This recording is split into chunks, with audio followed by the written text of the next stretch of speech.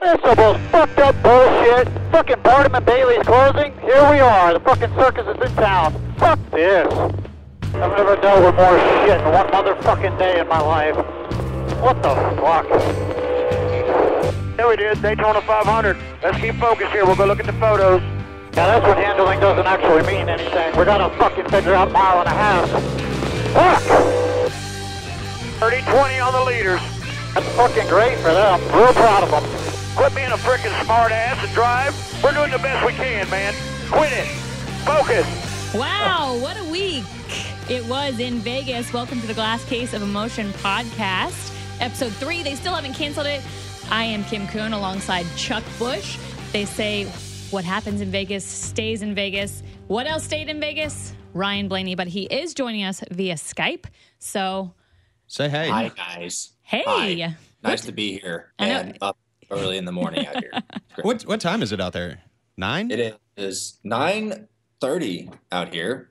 And the great thing is, it's awesome. I've adjusted to the time schedule, so it's actually 9:30, which is awesome. Well, that's pretty, because you're staying out, right? The whole kit and caboodle? I am, yes. I am here tonight, and then tomorrow I'm going to get up and drive to Tempe, Arizona, and do some spring training with Mike Trout. Who are you driving with?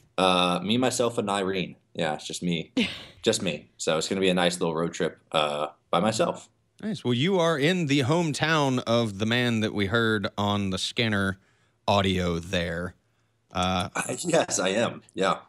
Vintage Kurt? Yeah. You could go back to Vintage Kurt. Yeah, they had a rough day. It looked like they had a rough weekend, to be honest with you. They looked like they struggled all weekend, but makes for a really frustrating 400 miles. But that happens. I had a couple moments yesterday or 2 days ago. Vintage KB. So. 2 vintage KBs. We got vintage Kurt and we had vintage Kyle, who was a little bit angry at the end of the race. The fight. Yes. We're going to jump right into it. Right into it. I'm gonna give Kyle props. He went in there with a goal. Like, no helmet, didn't say anything, just threw a right hand, just threw a haymaker. And I'll give him props for it. It was, it was good. He didn't walk over there with a bunch of crew guys. It was just him and his PR guy. And he accepted the consequences of being surrounded by 722 guys. But I'll give him props. It was a man move for sure. But I don't agree with him. It was just hard racing. Stuff happens. I'm waiting for people to put a soundtrack to it because we've seen the video footage where Kyle's like walking down pit. Like, he gets out of his car, he takes a moment, he takes his helmet off, like you said, which props to Kyle, because if you're fighting with your helmet on, you're a pussy. That's not mincing words. I mean, I'm not going to mince words. So took the helmet off. He raged down pit road. So I'm waiting. I want like a soundtrack, like that with the climax. The Celine Dion. Would you Celine Dion it? Like Titanic? I don't know about that. I don't know about that. Maybe like a Metallica or something. Yeah, like an easy build, and then once he throws the punch, it just is like the climax. Maybe people out there in the internet world, because the internet can do anything. Like the listeners of this podcast could make that happen for you. Perhaps. Yeah. Hey, all 7 of you, if you can make a one out of you 7 has got to be great with a computer. You got to be great with a computer. If you can make a soundtrack to the fight, the whole fight, we'll do something for you. Maybe vote on which one's the best. And I'm have a little surprised fun. it hasn't happened, because whenever people run, because we had Clint Boyer a few years ago running through the Phoenix garage, you had Brendan Gaughan running, and they always put it to like Chariots of Fire. We always get the soundtrack for the running drivers, but I want like the battle soundtrack for the fighting drivers. I'll tell you what, that is a long pit road. I work it every weekend. I'm aware. Yeah. Like, we were down at the 78, and which is at the opposite end of pit road, and we just heard they're fighting. So we start running, and just made it there right at the end to see this bloody Kyle Busch walk away. Which reminds me, I did love that about Kyle Busch too. We talked about how kind of badass he was walking down pit road and taking his helmet off, but then all the coverage after. I don't know if it was like actively bleeding, but he like never wiped his face. It was just like bloody, gory mess. Yeah, he never even thought about wiping the face off. He just wanted it to keep on bleeding. So makes for good TV for sure. But there was probably a rag available, and he just didn't want it. So I mean, he knows if it bleeds, it leads. There you go. That's true. Keselowski had a good line at the end of this race. He said, "This is why you watch to the end." Because not only did you have the incident between Joey Logano and Kyle Busch, you also had a battle between these guys at the end of the race, white flag lap pass, or 2 laps to go. It was very close to the end to where I was like, oh, Keselowski's going to win 2 in a row. And then I was like, oh my gosh, no, he's not. He said it best. This is why you watch to the end of a race. Yeah, it was exciting. I thought the whole race was good, to be honest with you. The battle that him and the 78 were the best cars all day. And they were swapping the lead, and Brad had locked up, and it's unfortunate what happened to him. I mean, I agree with him completely. That's why you watch to the end. You never know what's going to happen. The unknowns of NASCAR make it exciting. Yeah. Ooh, I like that. The unknowns. The unpredictability. Yes. Yes. Who won the other race? Who partied the hardest in Vegas? Oof, I don't know. I might vote for myself on that one. I don't really know. It pissed me off, though, by the way. So I'm going to go back a few days ago to maybe Friday night. Saturday night, maybe. Not really sure which night. It's all a blur. It's a blur. It's Vegas. No, let me clear this up. Saturday night, I think I got a tweet. They were like, oh, Bubba's got the flu. Ryan Blaney looks terrible. I don't know how I look terrible. No idea. Maybe I'm just an ugly person. I don't know. No. Like, they must be partying too much in Vegas. Some chick said that. I'm like, are you kidding me? I'm working. Number one, I don't party on Thursday, Friday, Saturday. Sunday night, yeah. Different story. Totally different story. But yeah, they act like I'm partying all weekend before the race, which is bullshit. And it pissed me off. So I called them out on Twitter. It was awesome. Great. And then I think I saw that. I love that. You tend to call people out. I do it sometimes too. How do you pick and choose who you're going to call out on Twitter? It's mainly like the mood I'm in. If I'm in like if I'm in a mood, it's crazy. It's like if I'm in a bad mood or if I'm in like a really good mood. It's weird. I'll call someone out on Twitter and if they say the wrong thing, that's the thing that makes me mad. Not a lot of stuff makes me angry, but like if you're calling me out and you have no idea, like you think I'm partying all the time and you have no freaking clue, that makes me mad. But I love calling people out on Twitter. It's fun. My favorite thing is though, and I don't know if you get the same thing, when people, say something to you on Twitter that's not true or have a different opinion and you essentially call them out or you tweet back to them and they totally retract. They backpedal their statement. They're like, thank you so much for responding. I love you. Half of them just want a rise out of you, I think. Yeah, a little bit. But it's funny how they change their tune about you when you tweet back at them. Keyboard warriors, they're great. I love them. So. I think it's a common... That kind of leads me to... I'm screwing up a transition. And I apologize. Okay. I was trying to transition to drinking to St. Patrick's Day, and I completely missed a gear. Shifted awkwardly. That's all right. Pick it back up. Everyone misses a gear every now and then. Yeah. But yeah, speaking of drinking, St. Patrick's Day. Just say, well, you didn't get to party this weekend. Yeah. However, there was some big partying in Charlotte. I saw a lot of people out in green this past weekend. Yeah. There's that annual bar crawl here in Charlotte. Which is weird. They didn't do it the weekend of St. Patrick's Day. They did it the weekend before. Which I didn't really understand. So I totally forgot it was happening until I saw people in green. People love to drink green beer for some reason on St. Patrick's Day. I know it doesn't change the flavor, and I'm not a huge beer drinker. I prefer wine and liquor. Would you drink green wine? I don't know that I would drink. Why does everything have to be green? I don't get that. That's a whole other thing, but I don't get the green on St. Patrick's Day. But green beer is not appetizing to me. It looks terrible. I wouldn't drink green beer. And then if you're let's be honest, if you're out for a pub crawl on a holiday like St. Patrick's Day, which is really the only thing good for on that holiday is to go out drinking and to get shit-faced, are all these people puking back up green beer? Like it can't look pretty, but coming back up. That's why you wear a green shirt. That's a really good statement. I'm sure they are. That's gross. Yeah. And they're probably like projectile vomiting too, like The Exorcist. It's probably like that. Gross. Like the bedroom scene. The streets will run green with the puke of the revelers. It's probably, actually, that's a great example because didn't they make her, like the vomit is actually like pea, they use like pea soup. Yeah. Gnarly. I don't think that St. Patrick's Day is the best holiday for NASCAR drivers. I mean, with the whole green thing, green's like, for whatever reason, bad luck in NASCAR.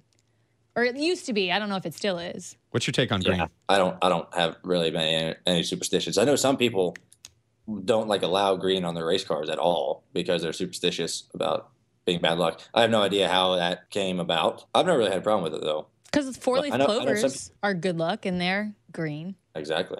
Money is green. Well, That's- our money is green in the U.S. There are several theories as to the green car and green at the racetrack. The first one apparently involved Lee Oldfield. In 1910, he was in a wreck at the New York State Fairgrounds in Syracuse. The wreck landed in the stands and killed several spectators. So that's sort of the speculation as to how he was driving a green car. All I know is if a company comes to me and they're like, hey, you know, our logo and our colors are essentially green, but here's $20 million towards your team, I have no problem with green being on the race car. Right. Yeah, same. Yeah, you gotta put that aside. But yeah, I mean, there's some green race cars these days for sure. And There's a few out Monster there. has that really cool green and black logo. Yeah, that's cool. And like I know the Hendrick cars sometimes run them because they're with the Mountain Dew folks, so they got green sometimes on their cars. But I don't know. I've never really got it. I've never really got the green superstition, but it's nice to know the origin of it now. So thank you. That may be the origin. That's just one speculation as to how it started. Charles is our historian on the podcast. I have my beard and my pipe and my mini You need leather-bound like books. Yeah, you need a robe too. Yeah, I'll get that. I'm going to wear like a cardigan. Oh, okay, that works too. Whatever. Yeah, it's a cardigan, but thanks for noticing. Yeah. Great movie reference. You also met some movie stars this weekend in Vegas. Did a little how about- filming, I'm looked just- like? I'm just transitioning this fucking podcast all left and right here. Yeah. That's what I do. Yeah, I did. I met Adam Sandler. It was really great. He's filming a new movie for Netflix, and I was just randomly a part of it. I know a few drivers were a part of it, but I'm pretty excited about it. He was a really, really nice guy. We did that Friday. Legitimate, nice guy. His outfit was amazing. He was wearing like old dad shoes. I mean, he's kind of an old dad now, though. He is old now. I don't think of him as old. I think of him as like Billy Madison. Yeah, so do I. But That's what I think of him as. But it was. He's been my favorite comedic actor ever since like Billy Madison came out. So it was really cool to meet him. So that was neat.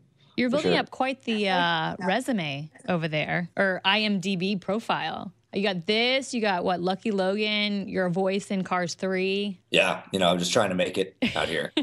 Trying to make it out west, Just a young kid with a dream. We're just doing what we can. But yeah, it's been fun. NASCAR has been growing opportunities for a lot of drivers. So it's been neat to be a part of all these neat things for sure. What's so funny? We have a fan question, apparently. We have a fan question. I don't know if you want to answer it, but it's what would your porn star name be? Interesting. I don't know. That's why who asked that? that's why we're giggling over here. Who asked that? What fan? I think it was Blink 182 fan 99. I don't know. Okay, you guys go first. What, Kim, what would yours be? Well, you know how they have those generators, those Yeah, like it's name like- I've put my I'm gonna be the first one to say I've put my name in like the porn star name generator where it's like your first pet's name and your childhood street. Like I've done that, and it's Chrissy Terrace, which I feel like That's not bad. it's not bad. Yeah, that's not a bad name, to be honest. I have one for you. I just thought of it. I think it'd be hilarious, but I can't say it. I don't have to text you. I can't say it. Dun dun dun. Chuck, what would yours be? Froggy Bradlow. Wow. I was real creative with my pet's names growing up, and I had a frog. That was like my first pet, and his name was Froggy. On Perfect. another note. Yeah. I was about to say, speaking of the streets running green with projectile vomit, in Vegas, I just wanted to touch on this real quick. Bubba, one of your good buddies, was a little under the weather, and you mentioned it earlier. He was under the weather, and then he had a heck of a race. Yeah, he, I don't know. I hung out with him Thursday night out here, and we gambled a little bit, and then I asked him to hang out again Friday night, and he said he wasn't feeling very good, and he was going to bed. So I guess he had the flu, he said. I don't know how he got it. I guess the transition out west got him, or maybe he ate something bad. But, yeah, it's crazy to me. I know I'm not the only guy who notices this. It's like when drivers or people are sick, I feel like they perform better sometimes. Jordan had the flu game where he did that. And like I feel like that's one job where you can't call out sick as an athlete. Yeah, I feel like it. You can't like, hey, I got a sore throat today. I can't come in. Like, no, I don't. There's no excuse for that. But How like if you bad? got a game or race. How bad would it have to be for you to be like, I literally cannot get in the race car? I don't know. Projectile vomiting. Yeah, but that eventually stops when you have nothing left in your stomach. So I think you get all that out and you'll be ship shape, good to go. So I don't think there would really be anything that would keep me out as far as like symptoms or sickness wise. But yeah, he had a good race. He did really well. And then being sick on top of it just showed what a badass he is. Can't believe I'm giving him props on our podcast, but yeah. Ooh, yeah. How's that going to go over? Does he even listen though? Yeah. Does he even know that you have a podcast? He probably doesn't even listen to our first 2 episodes. That's what a great guy he is. He's a good friend. Yeah. Good friend. He's in your league too, your basketball league, right? Bubba is? He is, yeah. Because I wanted to follow up. We talked about the draft last podcast, and people are dying to know where you got drafted. And now, because we're talking about Bubba, I want to know, did you go before him? Did you get picked before him? Oh, yeah. So I went, so there's 5 teams, and I went 8th pick. So I was 2nd round, 8th pick. Boom. Yeah, Bubba was last round. He was last round. Ooh. So I beat, I beat Daryl. So that was good. But yeah, I was 8th pick, and I'm happy with the team I'm on. I'm very, very happy with my team. So I think we have a good team. We start up after the West Coast. So after Fontana. What's the team name? Wise Men. I don't know. I didn't come up with the name. I have no idea. Our captain did, and I don't agree with it. Could be a lot better name. There's already strife on the team, apparently. I know. I know. There's a lot of tension already, but yeah, I don't like the name. It's a terrible name. Oh well. I'm gonna toot my own horn. Yeah.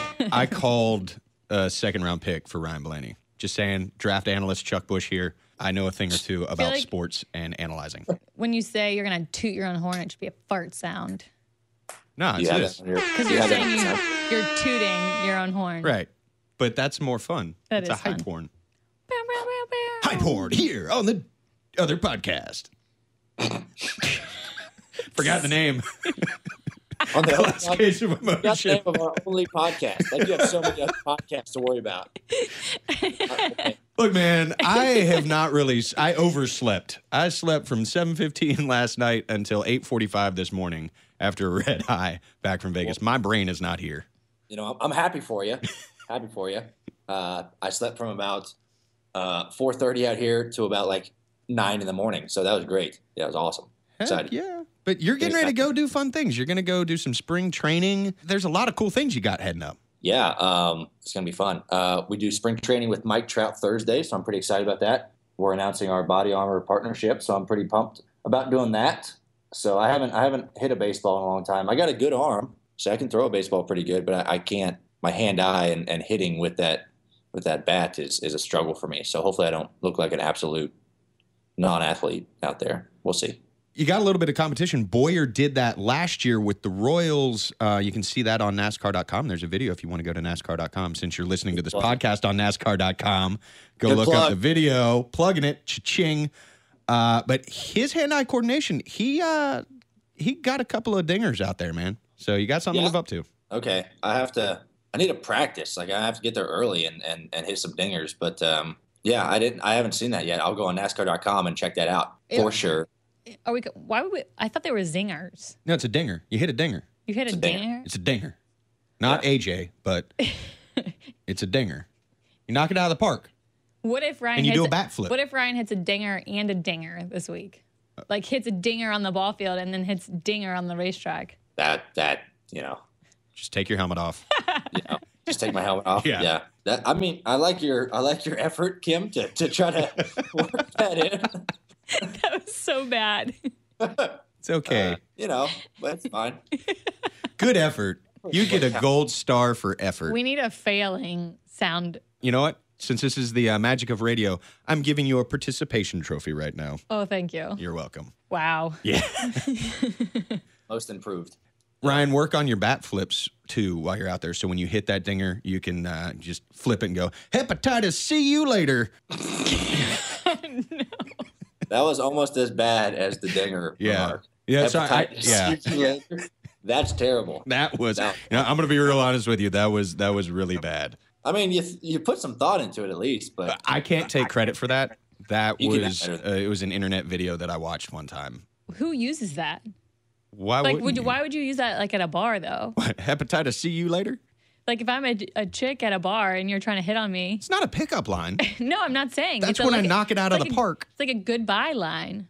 Right. What if that's the line you use? I'm not going to use that in like. As you're leaving the end of the date. All right, well, see you later. You might want to go get checked out. Oh, man. Yeah, you say that line. She's like, okay, wait, what? Wait, what? Huh? This is really derailed. Yeah. Inquiring minds do want to know. I noticed this on Twitter and on the internets, on the Twitter machine. What happened with the word of the week, man? First week we had sausages. Did it get used? I didn't get interviewed. I did not get interviewed in Atlanta. Not one time. What? How did that? Did a TV and or radio come up to me and interview me? Travesty. Awful. Kim, Awful. are you going to be in Phoenix? I will be in Phoenix. Just saying. You better come up. Talk to some people. You know people. Be like, this Ryan Blaney kid. He's got a great ride. We need to get him. I don't know if I can keep a straight face depending on what the word is. I mean, I can get Garage Cam over Wait, there. should it still be? Should we carry over sausages though, since it was never said? Yeah, we gotta. I mean, you gotta start out on it for sure. Yeah, I feel like it still should be sausages.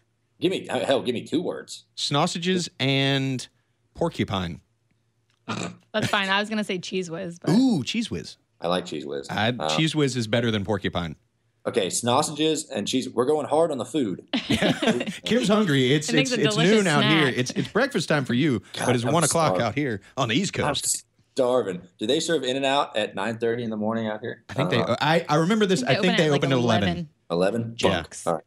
I got an hour left still. But, all right. Cheese whiz and sausages. If I get interviewed, I haven't gotten interviewed, so. Well, we're lining up a Garage Cam interview with you good. for Phoenix, so we'll get that lined up. I mean, that might be gaming the system. Is that kind of cheating though? That's it what I was is. about to say. Yeah, if it's on our And own platform. I feel like if I'm interviewing him too, I'm not saying you interviewing. I'm just saying.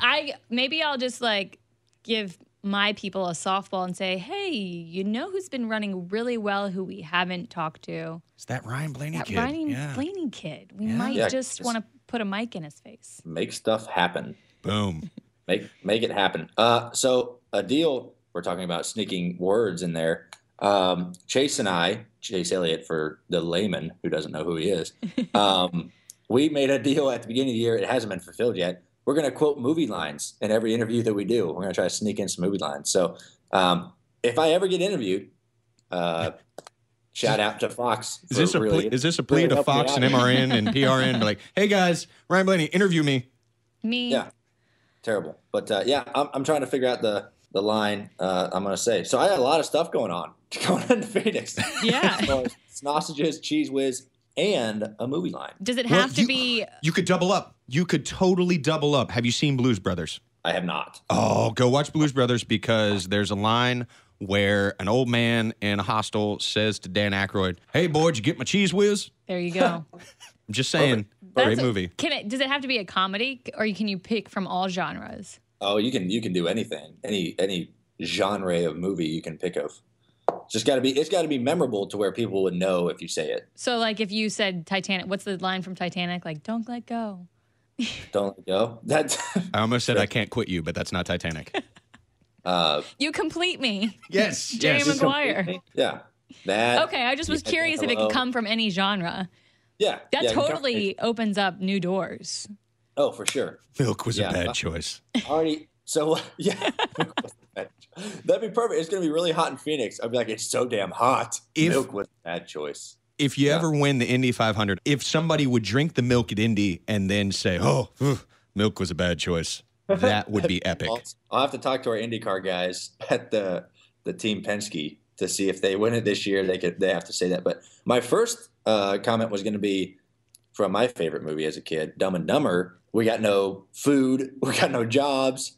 Our pets' heads are falling off. That was going to be my comment. Or you could wait until when does Chase run the Hooters? Was it Talladega the first time? And use the nice set of Hooters you got there. Yes. The Owls. The Owls. Yeah, the Owls. The Owls. Well, I'm going to go ahead and do this before we derail too much and this ship capsizes, much like the Titanic. We won't hit an iceberg because NASCAR goes west out in the desert for the next couple of weeks, out in Phoenix this week, Auto Club Speedway the next. Pack your sunscreen. Pack your sunscreen. It's supposed to be hot in Phoenix, 95 on Sunday, as I hear what they're saying the temperature's supposed to be. Oh, wow. So on that, yeah. Svetty balls. Svetty. It's going to be Svetty. Don't forget to log on to NASCAR.com/podcast to listen to this podcast each week. Sign into iTunes, download it, and subscribe there.